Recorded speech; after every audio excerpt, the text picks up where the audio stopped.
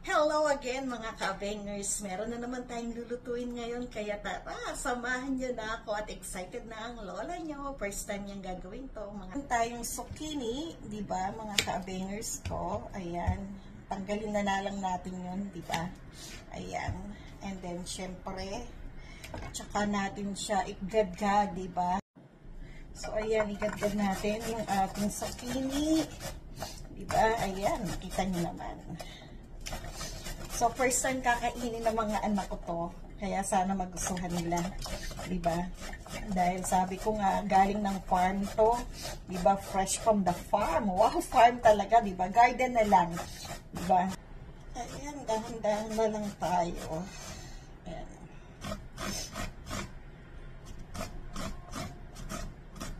Ayoko nang i-ano dahil baka masugatan na ako, di ba? Ayan. So, isok lang natin ng konti sa asin, di ba?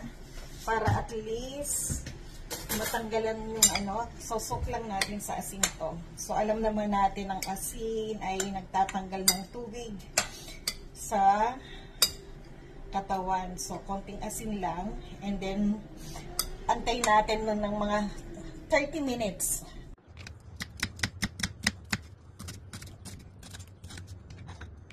Meron tayong kamatis, diba? So, hiwa-hiwain lang natin yung kamatis natin. Hiwain lang natin ng maliliit. Yan. Okay, so timplahan na natin ng itong paminta. Timplahan na natin, diba? And then, syempre, konting-konting asin lang. Konting-konti lang. Yeah, ayan. So, haluin lang natin. Diba? Ayan.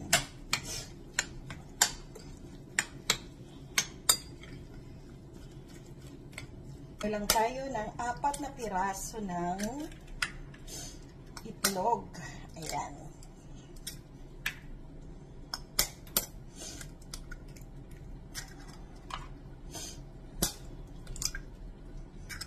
Nilagyan natin ng paminta. Paminta lang lalagay ko kasi may asin na yung ating zucchini, diba? So, ayan. Baka natin siya ganyanin. Ayan.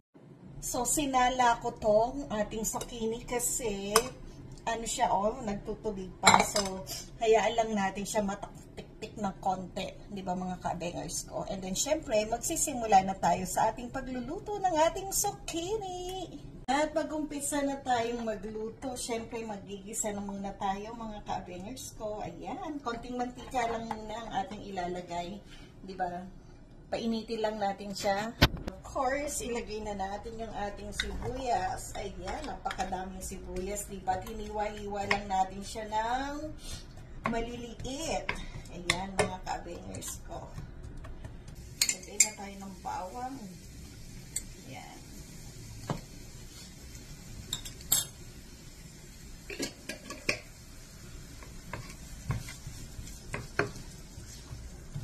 Alam nyo ba mga ka-bangers, kaya naisipan kong lutuin tong zucchini ng ganito dahil nga, sayang naman, diba, kung hindi gagalawin dahil walang kumakain ito sa mga anak ko. Kaya sabi ko, ito na lang gagawin ko, diba, na gawin natin siyang parang omelette, diba, mga ka-bangers ko. Kaya naman, alam ko magugustuhan nila to. And then, syempre, yung kamatis natin, lagay na natin, diba. So, hayaan lang natin. Maluto pa ng gusto yung kamatis. Diba? So, napakasimple lang ito mga ka-bangers ko. Tsak na magugustuhin din ng mga anak nyo. So, bang na. At ilagay na natin yung ating zucchini mga ka-bangers ko. Ayan ang ating zucchini. Talaga naman. Ayan.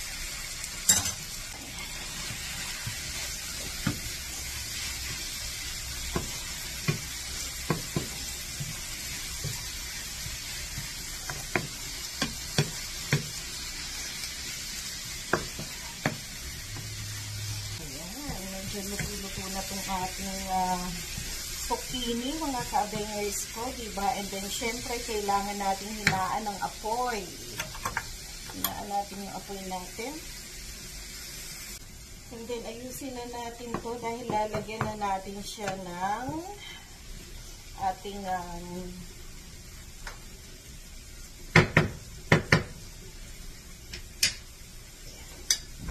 itlog.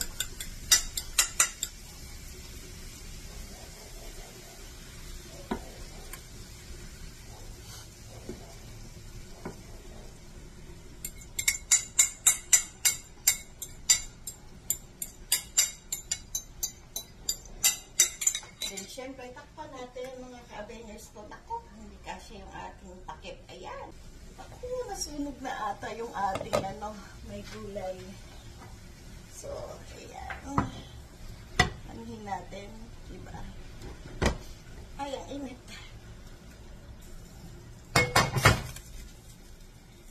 Ayan. Diba? Talaga naman. Napakasarap po.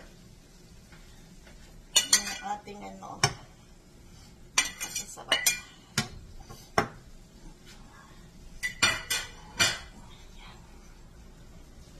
Uli natin. Yan na, luto na yung ating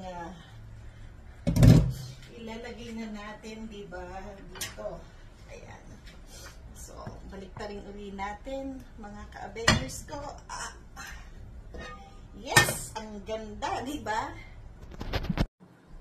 Ayan, hiwain na natin ito, diba? Na parang pizza, diba mga ka-abengers ko? Ayan, umuusok-usok pa. Diba? And then, tsaka natin siya titikman. Ayan. Ang sarap, ang bango. Sobrang bango nito mga ka-abengers ko. And then, syempre, tikman natin. Diba? Ayan. Ooh. Hello again! Titikman na natin to mga ka-abengers ko. Ito na yung ating, wow, pagja-judge sa ating, tikman na natin.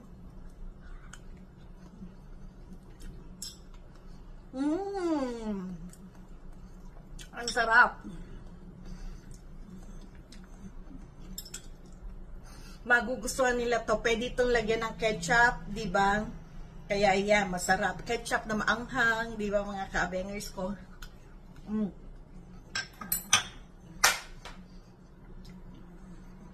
Init. Kaya thank you so much mga ka-abengers. Kaya see you again next time.